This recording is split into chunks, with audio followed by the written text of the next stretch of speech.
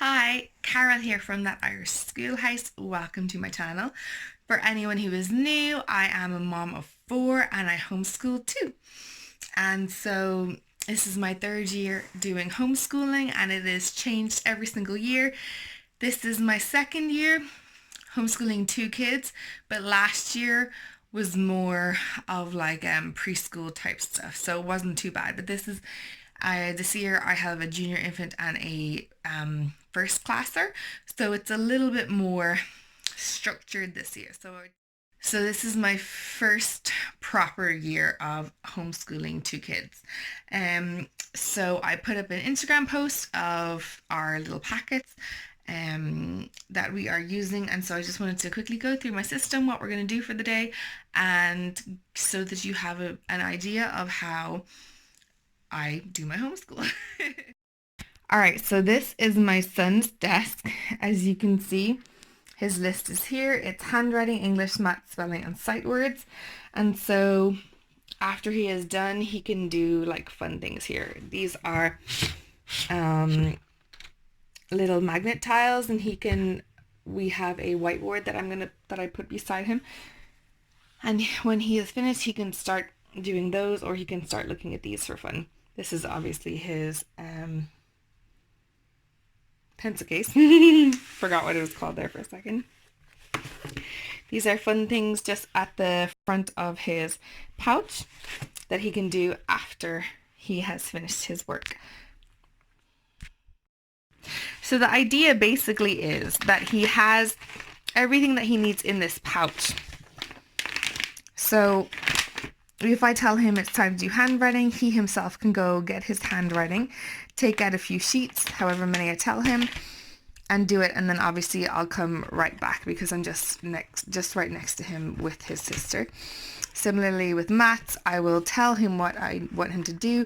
He will do it, and if he needs help or if I'm sitting beside him. In fact, with the maths and English, I probably will. I think it's only handwriting I can leave him to do himself. And the English. This is enough English up until Christmas, and then after Christmas, I will put some more in his little folder here. And then this year, which I didn't do last year, even though they're going to be the beautiful set I should, is spellings and sight words.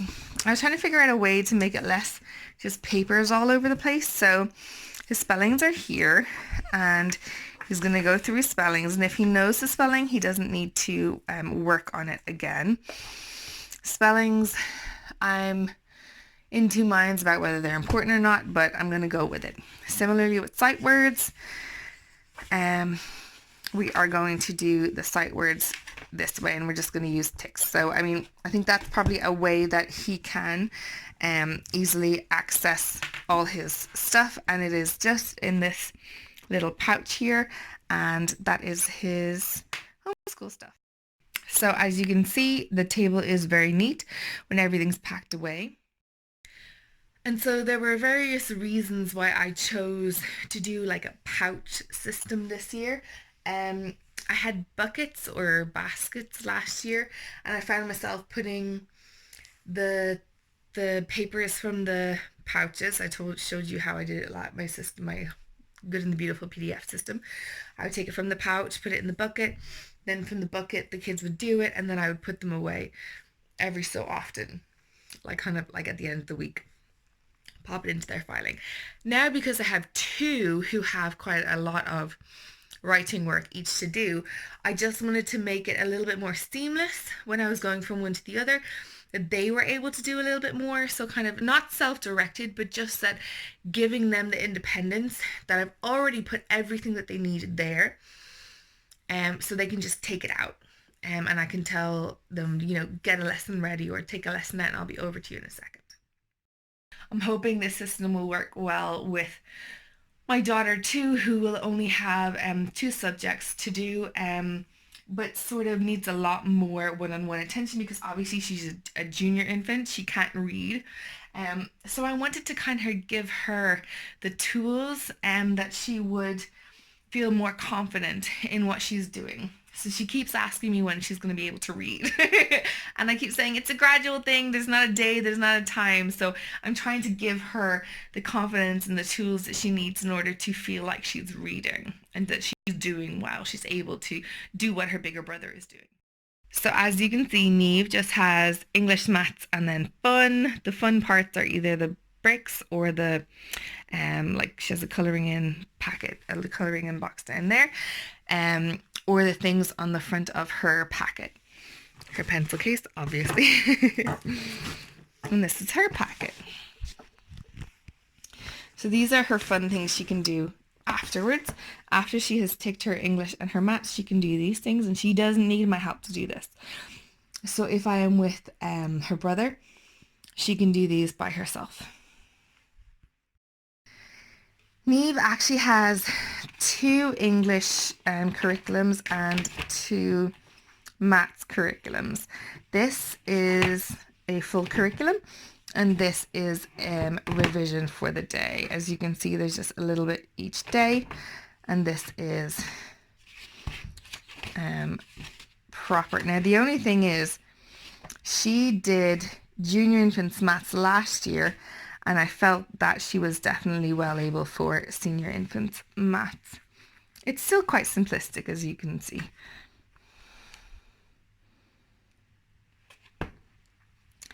And then with her English, she got through most of her junior infants, excuse me, she got through most of her junior infants English last year, so she's on lesson 22. I think there's only 45, so she's halfway through.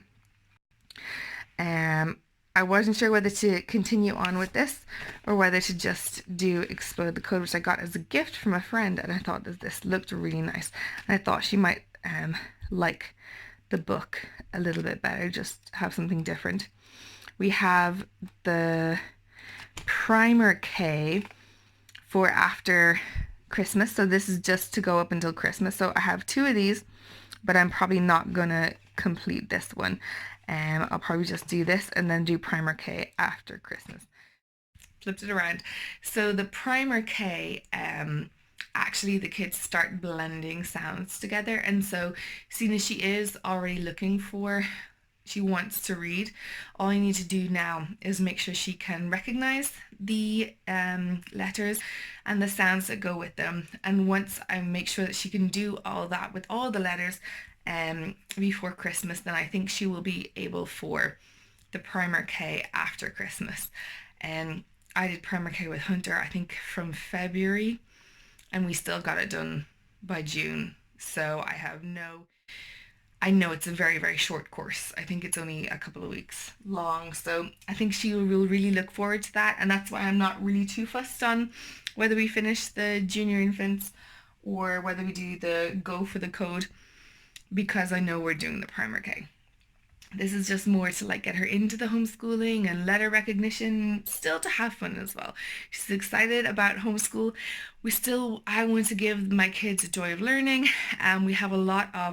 We're doing science together, we're doing geography together, lots of read alouds together, and so all of this stuff, even though maybe it doesn't look like a huge amount, this is only a portion of their day, because we are actually melding the homeschool with our own family life. So we are learning all the time, 24/7, not just, in the morning during a typical school day. So I hope that gives you a few ideas of how to do your homeschool, or what a regular Irish homeschool system looks like. As I said, it has changed every single year as to what works. And like I said, with the packets, it's not something I did before with Hunter, because it was just one child who I was doing it for, whereas I did find last year taking from the buckets and putting and tidying up after each child was harder.